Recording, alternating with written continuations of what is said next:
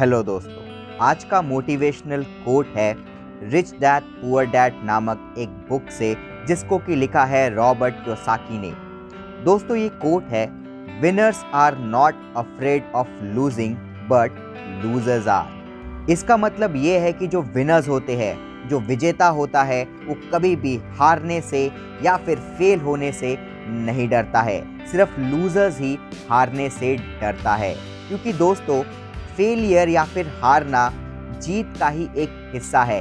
अगर आप ज़िंदगी में कुछ पाने की कोशिश करते हैं, ज़िंदगी में बड़ा बनना चाहते हैं, अमीर बनना चाहते हैं या फिर किसी चीज़ में सक्सेस पाना चाहते हैं, तो उस रास्ते में फेलियर्स ज़रूर आएंगे। जो विनर्स होते हैं वो फेलियर से सीख के आगे बढ़ते हैं, रुकते नहीं हैं। फेलियर से सीखते हैं, जो हार उनको मिलती है उससे सीखते हैं कि कहाँ गलती की उन्होंने, और दोस्तों उसको सुधार के वो आगे बढ़ते रहते हैं। कितने भी ऑब्स्टिकल परेशानी उनके लाइफ में आए, उनके रोड में आए, सक्सेस की राह में आए, उसको वो पार करते हैं अपने आप को सुधार के, अपनी गलतियाँ सुधार के।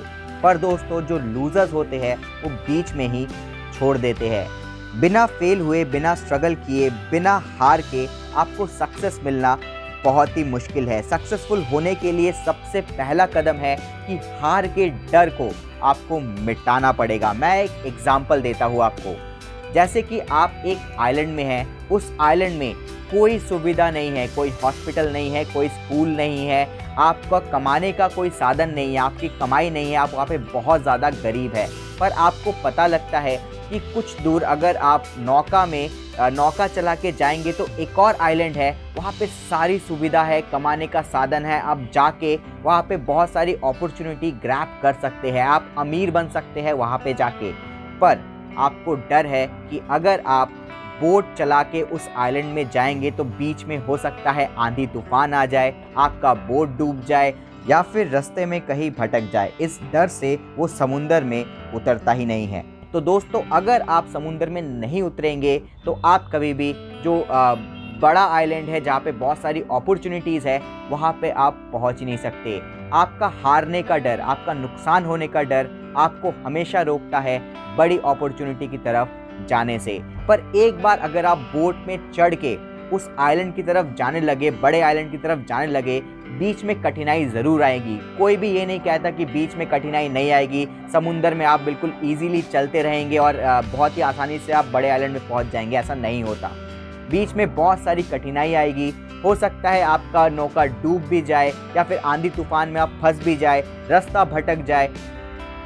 पर दोस्तों वहाँ से ही आप सीखेंगे, वहाँ से ही आप और ज़्यादा स्ट्रॉन्ग बनेंगे, आपको और ज़्यादा चीज़ों के बारे में पता चलेगा। रास्ते में अपने आप को इम्प्रूव करते करते, सीखते सीखते, कठिनाइयों से लड़ते लड़ते आप एक दिन ज़रूर आप उस बड़े आइलैंड पे पहुँचेंगे और अपनी ज़िंदगी बदल पाएंगे। पर दोस्तों अगर आप समुंदर में उतरेंगे ही नहीं तो आप कभी भी बड़े आइलैंड में, बड़ी अपॉर्चुनिटीज़ पे पहुंच ही नहीं पाएंगे। आप जहां थे आप वहां पर ही रह जाएंगे। अगर दोस्तों सचिन तेंदुलकर, महान क्रिकेटर, क्रिकेट का भगवान जिन्हें बोला जाता है, अगर वो 0 रन पे आउट होके कभी सोचते कि यार मैं फिर से 0 रन पे आउट होऊंगा, इसलिए मैं क्रिकेट ही नहीं खेलूंगा, तो कभी भी महान क्रिकेटर नहीं बन पाते।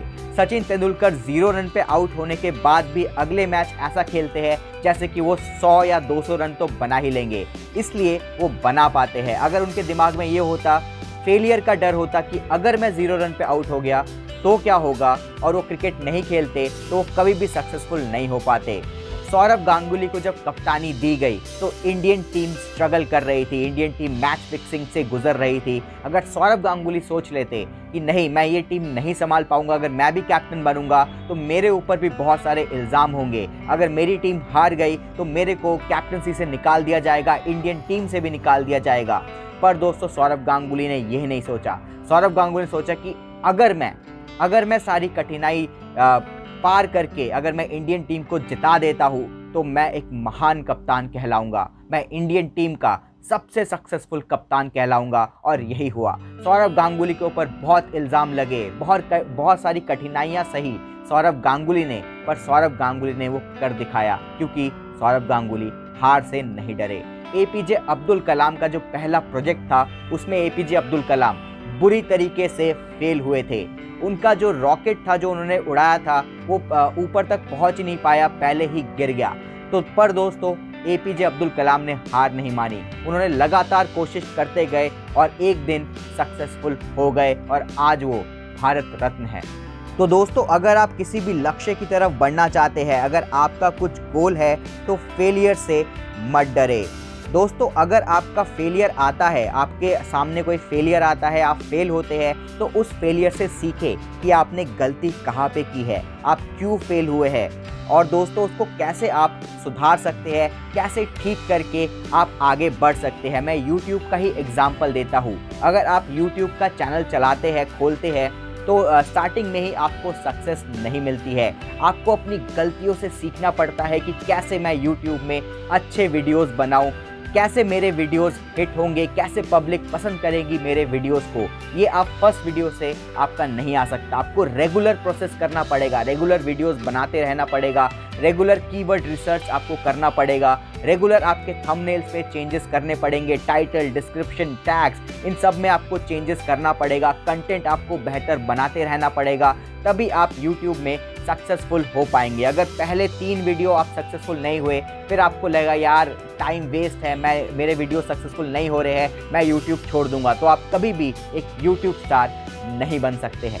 तो दोस्तों रॉबर्ट कियोसाकी का ये जो कोट है ये बहुत ही शानदार है। आप सबको ये हमेशा याद रखना चाहिए कि winners are not afraid of losing but losers are. अगर आप ये पूरी किताब पढ़ना चाहते हैं तो डिस्क्रिप्शन में मैंने लिंक दे रखा है, आप ज़रूर ऑर्डर कीजिए इस बुक को और एक बार ज़रूर पढ़िए, आपको बहुत ज़्यादा मोटिवेशन मिलेगा।